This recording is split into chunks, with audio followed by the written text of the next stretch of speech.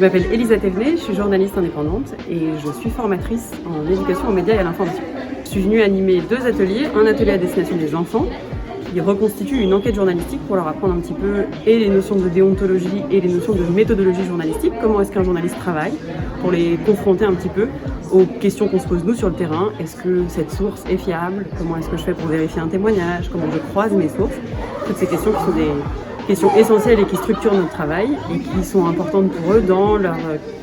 apprentissage du décryptage de l'information.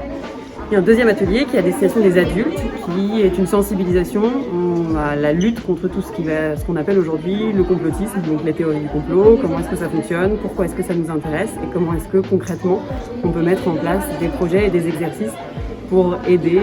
les enfants et puis les moins enfants à ne pas se faire piéger par la désinformation. Alors ce qui est toujours hyper agréable dans des ateliers où on met les élèves en situation d'exercer le métier, c'est que du coup ils ont un retour hyper dynamique sur les difficultés qu'ils ont rencontrées, le fait que c'est pas facile parce qu'en fait il y a des gens qui racontent pas forcément la vérité, comment est-ce qu'on fait pour vérifier. Et donc on a une discussion super concrète et qui leur est très utile sur la mise en place d'astuces et d'outils qui leur permettent de naviguer plus sereinement au milieu du flot d'informations auxquelles ils sont confrontés chaque jour pour faire la différence entre une source qui va être fiable, une information qu'on va juger comme fiable et une qui sera un petit peu plus de l'ordre de la rumeur que de l'ordre de l'information. Les élèves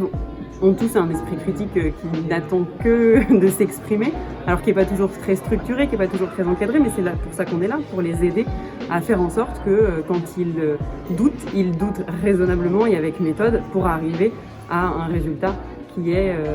celui qu'on cherche, c'est-à-dire la vérification de la fiabilité d'une information. Et donc ça, c'est un point très important. Et après, forcément, ils sont très motivés, très intéressés. Et ça, c'est un bonheur d'échanger avec des élèves qui ont envie d'apprendre et qui ont envie de comprendre comment ça marche.